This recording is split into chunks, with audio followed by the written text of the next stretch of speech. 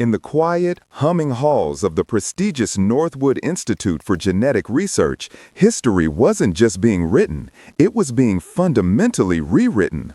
And the author was a 23-year-old prodigy named Dr. Anya Sharma. While most of her peers were still navigating the complex world of postdoctoral fellowships, Anya was on the verge of handing humanity a miracle. Her work wasn't just an incremental step forward, it was a quantum leap, a discovery so profound it promised to redefine the very meaning of incurable. Imagine a world where Alzheimer's, Huntington's disease, and even the cellular decay of old age weren't a life sentence, but a solvable problem. This was the world Anya Sharma was building, molecule by molecule, in the sterile glow of her laboratory. Her creation was a revolutionary gene editing technique she had christened Chrono-Mend. It was elegant, precise, and breathtakingly ambitious. Unlike existing tools like CRISPR, which act like molecular scissors to cut and paste DNA, Chrono-Mend worked on a different principle altogether. It was more like a master clockmaker, delicately adjusting the epigenetic regulators that control how our genes are expressed over time. Think of your DNA as a vast library of books. CRISPR can go in and change the words on a page, but Chrono-Mend could change which books are read, when they are read, and how loudly they are read, all without altering the original text. It targeted the rust of our genetic machinery, the accumulated errors and misfires in gene expression that lead to degenerative diseases and aging. It was a system that didn't just fix a single broken part, it restored the entire system to its factory settings. The journey to this breakthrough was a testament to Anya's relentless genius. For 2 years, she had practically lived in her lab. She survived on lukewarm coffee and the sheer, unyielding thrill of the chase. Her notebooks were filled not just with data, but with a beautiful chaos of ideas, failed hypotheses, and sudden brilliant insights sketched out at 3 in the morning. She saw patterns where others saw noise. She pursued radical ideas that her senior colleagues had dismissed as fantasy. Her mentor, the esteemed Dr. Thorne, a titan in the field, had initially been skeptical. He had provided the lab space, the funding, and the institutional clout, but he viewed her project as a brilliant, if quixotic, long shot. He would often pat her on the shoulder, a paternalistic smile on his face, and tell her she had a bright future, even if this particular endeavor didn't pan out. But Anya knew she was close. She could feel it. The breakthrough came not with a thunderclap, but with the quiet, beautiful glow of a computer monitor. It was a Tuesday night. After 1,374 failed simulations, the 1,375th was different. The data arrayed itself on the screen not as a jumble of errors, but as a perfect, harmonious cascade. Her Chrono-Mend vector had successfully targeted and reversed 100% of the induced cellular degradation in a sample of cultured neurons. It hadn't just stopped the decay, it had turned back the clock. The cells were, for all intents and purposes, young again. Anya stared at the screen, her heart pounding in her chest. It was the loneliest, most triumphant moment of her life. She had done it. She had cured the uncurable. The implications were staggering, almost too vast to comprehend. This wasn't just a new drug, it was a new paradigm for medicine. Conditions that had plagued humanity for millennia could potentially be wiped out. Parkinson's, muscular dystrophy, certain forms of cancer, all could be targeted. The economic and social impact would be monumental. It was a discovery that would echo through the ages, a genuine turning point for the human species. And at the center of it all was a 23-year-old woman who had dared to dream bigger than anyone else. Validation came swiftly. She replicated the results, then replicated them again. She presented her initial findings to a small, internal review board. The room was filled with seasoned, cynical scientists who had seen it all. But as Anya walked them through her data, a hush fell over the room. The cynicism melted away, replaced by a palpable sense of awe. Dr. Thorne, her mentor, sat in the front row, his expression unreadable at first, then slowly breaking into a wide, beaming smile. He stood up, leading a thunderous ovation. "A true prodigy," he declared, his voice booming. "Dr. Sharma is a once-in-a-generation talent. I am honored to have facilitated her monumental work." In that moment, Anya felt an overwhelming sense of gratitude. Thorne had given her the chance, and she had delivered. They were a team. The world was about to change, and she was the architect of that change, standing on the shoulders of a supportive giant. The initial papers were drafted, presentations for international conferences were scheduled, and the quiet hum of the lab was replaced by the excited buzz of a world waking up to a new dawn. The name Anya Sharma was on the lips of every major figure in the scientific community. The future was impossibly bright. But in the shadows of that brilliant light, a darkness was beginning to gather, a betrayal so profound it would threaten to not only steal her future, but erase her past entirely. The initial wave of excitement was intoxicating. Anya was living in a whirlwind of peer validation, conference invitations, and media interest.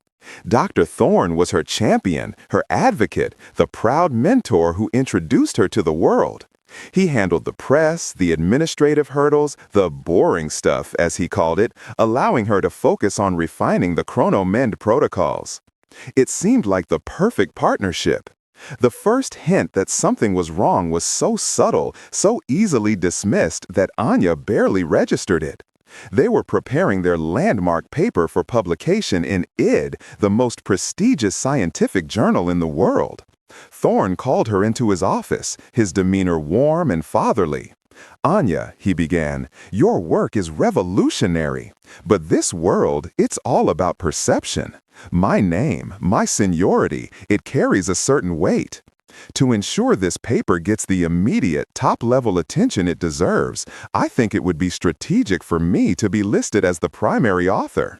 You, of course, will be credited as a co-author. It's just a formality, a way to play the game." Anya hesitated. It was her discovery, her work, her sleepless nights. But she was young, and he was Dr. Thorne. He was right about the politics of academia. Reluctantly, she agreed. It was a small compromise, she told herself, for the greater good of the discovery. This was the first step in her erasure, the first thread pulled in the unraveling of her identity. Over the next few months, the formalities continued. A major grant application to fund the next stage of research was submitted. When Anya saw the final copy, her name was listed under key personnel, while Thorne was the sole principal investigator. He explained it away as a requirement for someone of his tenured status. Then came the patents. Thorne assured her he was handling all the complex legal filings to protect their intellectual property. He told her the legal team advised a single-name patent for simplicity and strength, and his name was the obvious choice for the institution. Each explanation was plausible, each one a small, reasonable step. And with each step, Anya felt a growing unease, a cold knot tightening in her stomach. She was becoming a ghost in her own story. At conferences, Thorne would deliver the keynote presentations, using her slides, her data, her exact phrasing. He would graciously thank "my brilliant team and my protege, Dr. Sharma," gesturing vaguely in her direction as she said in the audience. The spotlight was always on him. She was relegated to the shadows, an acknowledged but ultimately secondary character.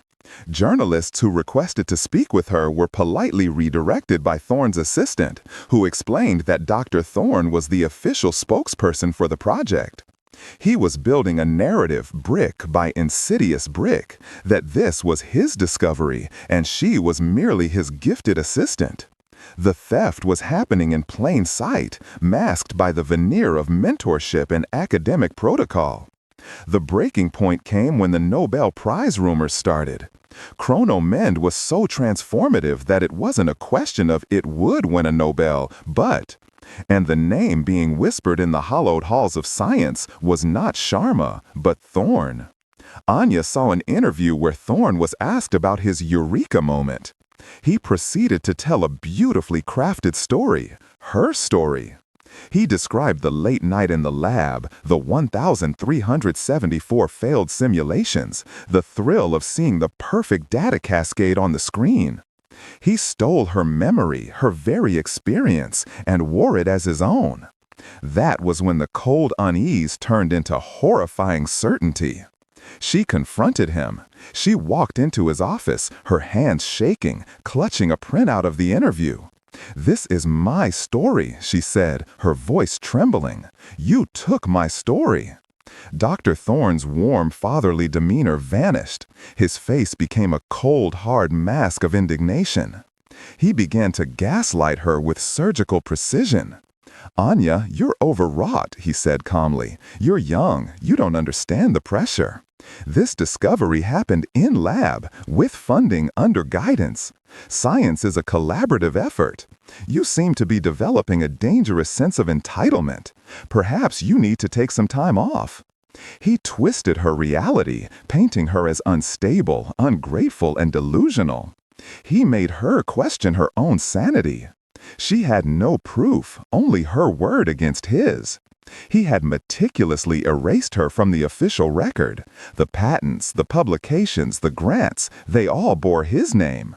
Her own data, her own lab notes, had been co-opted and digitally altered, with his name inserted as the primary researcher on logs she knew she had created. He had not just stolen her work, he had created an alternate history, a fiction so complete and well-documented that her truth seemed like a lie.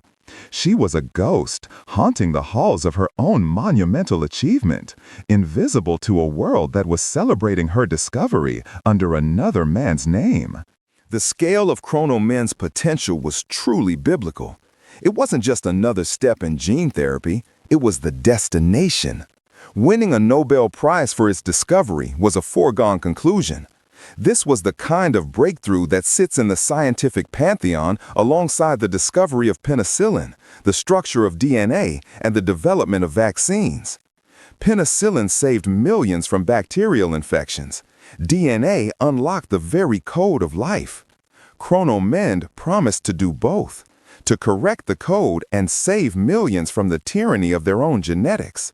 It offered a future where a diagnosis of Alzheimer's wouldn't be a death sentence for the mind, but the beginning of a treatment protocol. It promised a world where children born with devastating genetic disorders could have their futures rewritten. This was a Nobel-worthy breakthrough of the highest order, and the name that was about to be etched into history was Alistair Thorne. For Anya Sharma, the fight for justice was a descent into a bureaucratic and psychological nightmare. She was no longer fighting for credit, she was fighting for her very existence as a scientist. She tried to go through official channels at the university. She presented her original, time-stamped notes, the ones she had thankfully backed up on a personal drive. She showed them early email correspondence with colleagues where she detailed her theories long before Thorne was even convinced the project was viable. But she was a 23-year-old postdoc, and he was the head of the department, a rainmaker who brought in millions in funding. The institution's response was chilling. An internal review was conducted, led by Thorne's own colleagues. Unsurprisingly, they found no evidence of misconduct. They concluded that Dr. Sharma was a gifted but troubled young researcher who had misinterpreted the collaborative nature of the scientific process. They recommended she take a leave of absence for her health. The system was designed to protect itself, and Thorne was a pillar of that system. He was powerful, connected, and had spent months meticulously crafting a false narrative. Anya was isolated. Colleagues who had once praised her now avoided her gaze in the hallways. To challenge Thorne was to risk their own careers. She was branded as difficult, unstable, a pariah. The injustice was suffocating. The world was celebrating a cure she had invented, while the inventor herself was being systematically discredited and erased. This is a well-documented phenomenon in science known as the Matilda effect, where the contributions of female scientists are systematically attributed to their male colleagues. Anya was living its most brutal and high-stakes iteration. Her struggle was not just her own. It was the struggle of countless forgotten women in the history of science. Anya refused to be silenced. She left the university, losing access to the very labs where she had changed the world. She hired a lawyer, draining her savings to fight a legal battle against an institution with a bottomless war chest. The case dragged on, a war of attrition designed to wear her down. Thorne's lawyers painted her as a disgruntled employee seeking fame and fortune. They used her own youth and genius against her, suggesting it was implausible for someone so young to have made such a discovery without the guiding hand of a senior figure like Thorne. It was a classic, insidious defense, and it was working. The turning point came from an unexpected source. A junior lab technician, a young man who had worked late nights alongside Anya, had been racked with guilt. He had witnessed Thorne accessing and altering the primary server logs for the project late one night. At the time, he thought nothing of it. But after Anya was forced out, he knew what he had seen. He had made a secret, encrypted copy of the server's access logs from that night, a digital breadcrumb that proved Thorne had systematically altered the data and metadata of the project files, changing author attributions and creation dates. It was the digital smoking gun. This one piece of incorruptible evidence shattered Thorne's carefully constructed fiction. The revelation sent shockwaves through the scientific community. The university was forced to reopen the investigation, this time with independent oversight. Dr. Thorne was suspended, his reputation in ruins. While the Nobel Committee had already announced him as a laureate, the ensuing scandal cast a permanent shadow over the award. Anya Sharma's name was finally cleared, and the scientific record was officially corrected. She won a landmark legal settlement, but the victory was bittersweet. She had lost years of her life, her professional relationships, and the pure, unadulterated joy of her own discovery. The ghost had returned to her body, but the haunting would never truly leave. Her story serves as a chilling reminder that the pursuit of knowledge can be corrupted by the pursuit of glory, and that the brightest light of genius can often attract the darkest shadows of human nature. The cure for the uncurable had been found, but the cure for betrayal remains as elusive as ever.